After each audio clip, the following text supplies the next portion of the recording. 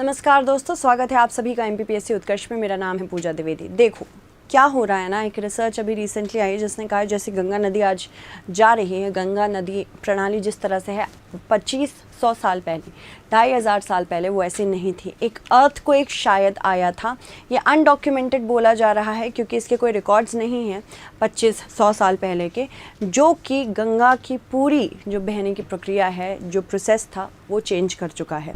तो यहाँ पे हम इसी के बारे में बात करेंगे। बहुत ही अंडरस्टैंडेबली इम्पॉर्टेंट क्वेश्चन बन सकते हैं इससे।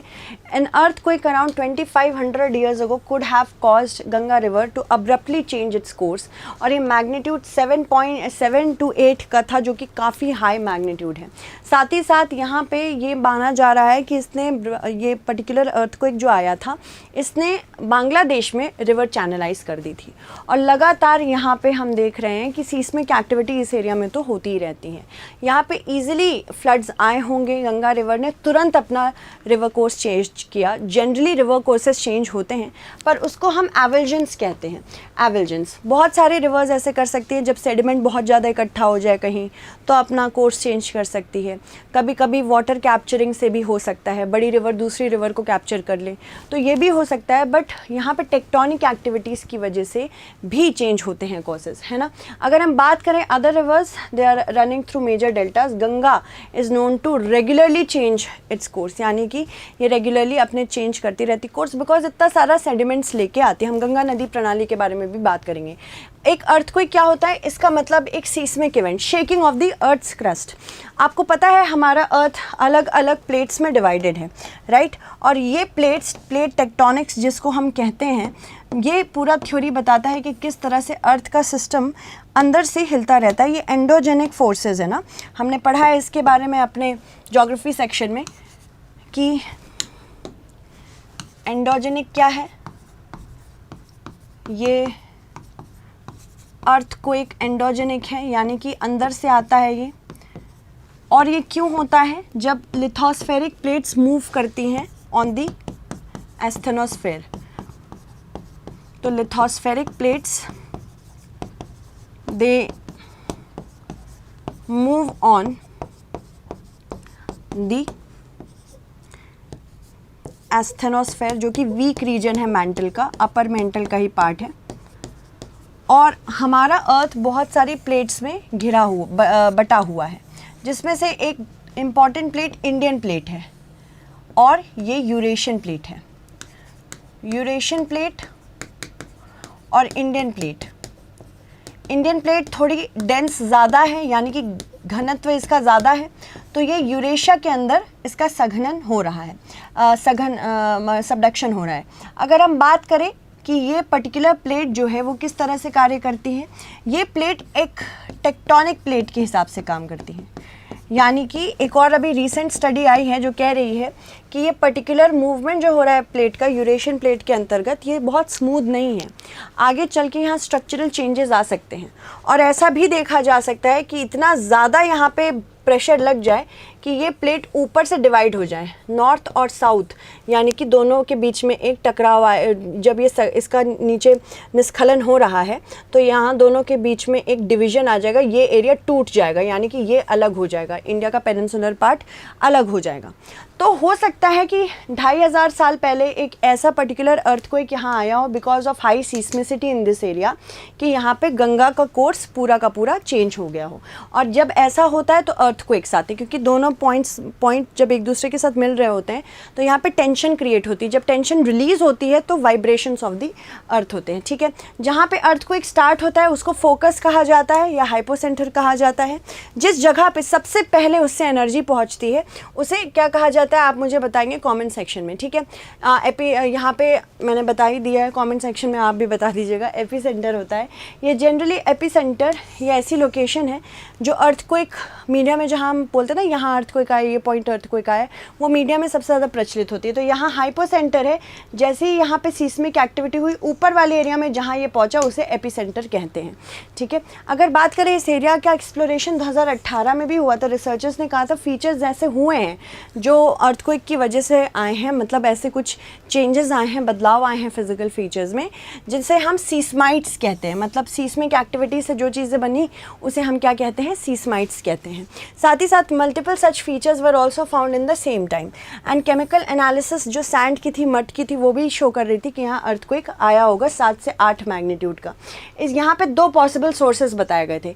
एक तो सबडक्शन जोन जो मैंने आपको बताया, इंडियन प्लेट जो यूरेशियन प्लेट के अंतर्गत जा रही है वो, जो कि यहाँ पे कंटिन्यूसली प्रेशर बना रही है। और दूसरा रीज़न ये है कि यहाँ पे सीस्मिक शॉक किसी जायंट फॉल्ट की वजह से आया था फुटहिल्स ऑफ द हिमालयाज़ में, यानी कि फुटहिल्स ऑफ द हिमालयाज़ पे कुछ ऐसा टूटा होगा जिसकी वजह से यहाँ पे एक जायंट शॉक आया होगा। बहुत बात करें प्लेट बाउंड्रीज़ की, प्लेट बाउंड्रीज जब एक दूसरे के साथ मिलती हैं या डाइवर्ज होती है तो अलग अलग तरह की एनर्जी रिलीज़ होती है। एक होती है डाइवर्जेंट प्लेट बाउंड्री, यहाँ पे दोनों प्लेट्स एक दूसरे से ऑपोजिट डायरेक्शन में जा रही होती हैं। तो यहाँ पे क्या क्रिएशन होता है, यहाँ पे फॉल्ट क्रिएट होता है जिसमें ओशनिक रिज भी एक पार्ट है।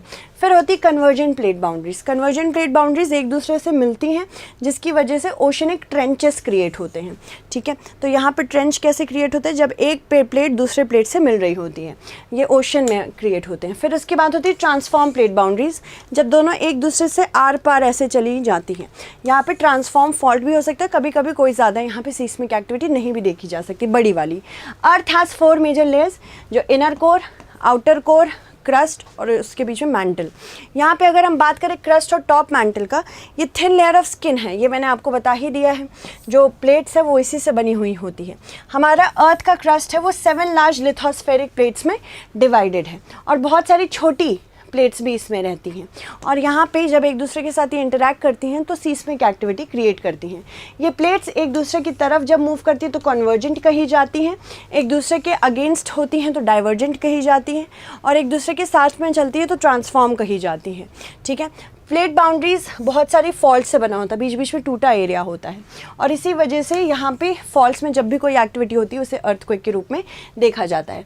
सबसे इम्पॉर्टेंट यहाँ पे अगर हम एक्टिविटी देखें सीस्मिक, पैसिफिक प्लेट पे होती है, जहाँ पे पैसिफिक रिंग ऑफ फायर नाम से एक फेमस रिंग है, जो कि वो एरियाज़ हैं जहाँ पे Pacific plate continuously continental plates के अंदर सबडक्ट कर रही हैं, और इसी वजह से वहाँ पे सबडक्शन की वजह से वोल्केनिज्म और अर्थक्वेक देखा जाता है। यहाँ पे 75% वोल्केनिज्म देखा जाता है पैसिफिक रिंग ऑफ फायर में। साथ ही साथ 450 से अधिक आपको वोल्केनोज देखने को मिलेंगे, और पूरे विश्व का 90% सीस्मिक एक्टिविटी, अर्थक्वेक एक्टिविटी यहीं आती है। तो इसको याद रखिएगा, क्वेश्चन इसमें से आ सकता है। ठीक है, चलिए आगे बढ़ते हैं। वॉल्केनिक अर्थक्वेक कौन से होते हैं? ये वो होते हैं जो इरप्शन जब वॉल्केनो का होता है, मैग्मा और लावा निकलता है, उसकी वजह से भी अर्थ का क्रस्ट हिल जाता है, वो वॉल्केनिक अर्थक्वेक होते हैं। एक होते हैं कोलैप्स अर्थक्वेक, जब इतना प्रेशर लग रहा होता है अपर लेयर पे कि नीचे वाली लेयर उसकी वजह से वो भारीपना झेल नहीं पाती, तो सीस्मिक एक्टिविटी यहाँ से भी होती है। इसको हम अर्थक्वेक, अगर हम बात करें कौन सा अर्थक्वेक कहते हैं, कोलिजन अर्थक्वेक कहते हैं या कोलैप्स अर्थक्वेक कहते हैं। एक होता है एक्सप्लोजन अर्थक्वेक, ये तब होता है जब कोई डायनामाइट लगा के आप कोई जगह ड्रिल कर रहे हो या फिर इंफ्रास्ट्रक्चर बनाने के लिए तोड़ रहे हो, तो यहाँ पे आपको एक्सप्लोजन अर्थक्वेक्स मिल जाएंगे।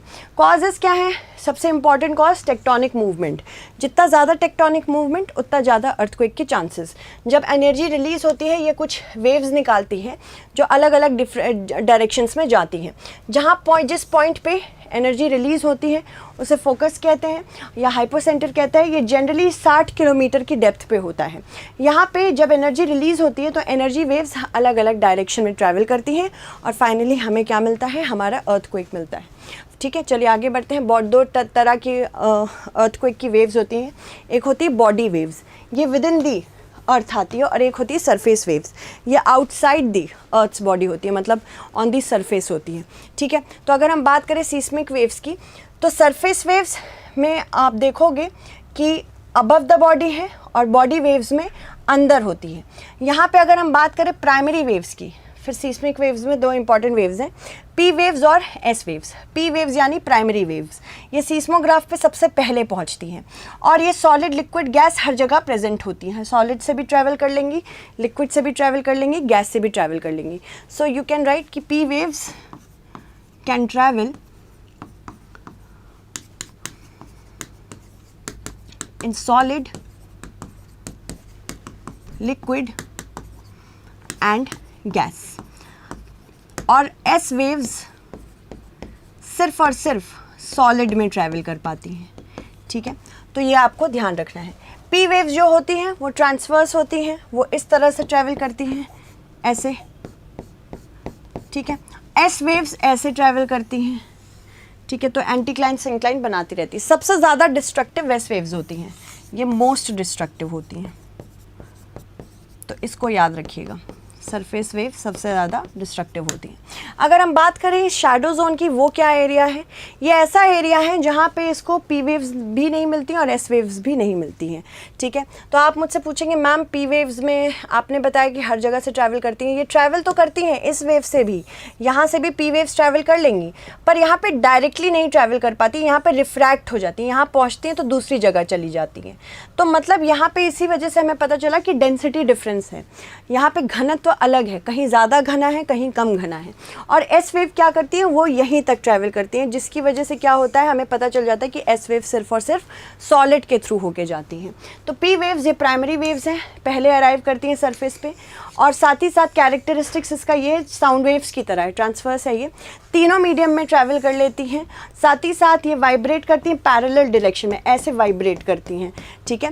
फिर साथ ही साथ ये वेव्स रिस्पॉन्सिबल हैं जो इलोंगेशन और स्क्वीजिंग ऑफ मटेरियल होता है, यानी कि मटेरियल कैसे होगा, जैसे मैं आपको बताना चाहूँ, ये मटेरियल ऊपर की तरफ स्क्वीज़ होगा और फिर नीचे की तरफ कंप्रेस होगा, इस तरह का मूवमेंट इस पर्टिकुलर वेव से होता है। एस वेव्स जब थोड़े समय बाद पहुँचती है, पी वेव्स के पहुँचने के बाद, सिग्निफिकेंट ये है कि ये सिर्फ सॉलिड से होकर गुजरती हैं, और साथ ही साथ इसका जो मूवमेंट है वो परपेंडिकुलर होता है, ठीक है। इसी वजह से ये वेव्स और क्रेस्ट बनाते हुए चलती है, मैंने आपको बता दिया है। देयर आफ्टर शैडो जोन भी मैंने आपको बता दिया है कि शैडो जोन क्या होता है, इफेक्ट्स क्या क्या हैं अर्थक्वेक के, shaking of the ground of course, साथ ही साथ ग्राउंड बाद में सेटल भी कहीं अलग अलग हो सकता है, कहीं और नीचे हो जाएगा, कहीं और ऊपर हो जाएगा। उसके बाद नेचुरल डिजास्टर्स भी आ सकते हैं, अगर डीप सी में आया है तो सुनामी आ सकती है, लैंडस्लाइड, मड स्लाइड और एवेलांचेस भी आ सकते हैं, सॉइल लिक्विफैक्शन भी हो सकता है, ग्राउंड लर्चिंग और डिस्प्लेसमेंट भी हो सकता है, फ्लड्स, फायर और इंफ्रास्ट्रक्चर भी कोलैप्स हो सकते हैं, ठीक है। तो गंगा नदी तंत्र कुछ ऐसा दिखता है। गंगा कहाँ से निकलती है, ये गोमुख ग्लेशियर से निकलती है, भागीरथी के नाम से, तो ये याद रखना है, गंगा नदी गोमुख से निकलती है और वहाँ पे ये भागीरथी के नाम से जानी जाती है। जब ये भागीरथी नदी अलकनंदा से मिलती है देवप्रयाग में, तब जाके ये क्या बनती है, ये बनती है गंगा। तो ये आपको याद रखना है, उत्तराखंड के देवप्रयाग में क्या बन जाती है, गंगा बन जाती है। उसके बाद इसका ट्रैवलिंग कुछ इस प्रकार से होता है, बहुत सारे इंपॉर्टेंट सिटीज़ से होकर गुजरती है, उत्तराखंड, उत्तर प्रदेश, बिहार, साथ ही साथ वेस्ट बंगाल, और फिर ये गंगा नदी चली जाती है बांग्लादेश में, जहाँ ये पद्मा के नाम से जानी जाती है। फिर उसके बाद यहाँ से ब्रह्मपुत्र नदी जो कि जमुना के नाम से जानी जाती है, दोनों मिलके पूरी दुनिया का, विश्व का सबसे बड़ा डेल्टा बनाते हैं, सुंदरबन डेल्टा, ठीक है। ये सब मैंने आपको बता दिया है। प्रिंसिपल ट्रिब्यूटरीज इसकी कौन कौन सी है, इसमें अगर देखो तो लेफ्ट हैंड ट्रिब्यूटरीज कौन कौन सी है, गोमती, घग्गर, गंडक, कोसी, जिसे सौरव बिहार भी कहा जाता है। फिर इधर से आपको चंबल नदी से फिर उधर बेतवा नदी, तमसा नदी, सोन नदी, ये सारी नदियाँ इसकी सहायक नदियाँ हैं, तभी ये बहुत ज़्यादा अमाउंट में सेडिमेंट लेके आ पाती है। चलिए आगे बढ़ते हैं। गंगा रिवर बेसिन सबसे ज़्यादा फर्टाइल है दुनिया में, most of the fertile reverse में, फर्टाइल रिवर बेसिन में one of the most fertile river basin यहीं पे सिचुएटेड है, जो कि 10 लाख स्क्वायर किलोमीटर का एरिया ये कवर करता है। गंगा नदी डॉल्फिन जो होती है, गंगा नदी डॉल्फिन, ये एक बहुत इंपॉर्टेंट एनिमल है, एंडेंजर्ड एनिमल है, जो कि स्पेसिफिकली इधर रहती है। इसको हम सुसु डॉल्फिन भी कहते हैं, क्योंकि इसका नाम इसलिए है क्योंकि ये इसी तरह की आवाज़ निकालती है, इसीलिए इसको सुसु डॉल्फिन भी हम कहते हैं, ठीक है। गंगा ज्वाइन करती है ब्रह्मपुत्र को बांग्लादेश में, ये सब भी मैंने आपको बता ही दिया है। चलो क्वेश्चन देख लो। At which place does the confluence of Bhagirathi and Alaknanda rivers take place? Devprayag, Rudraprayag, Nandprayag और कर्णप्रयाग। तो सही आंसर मुझे ज़रूर बता दें इसका। Thank you so much everyone, stay updated.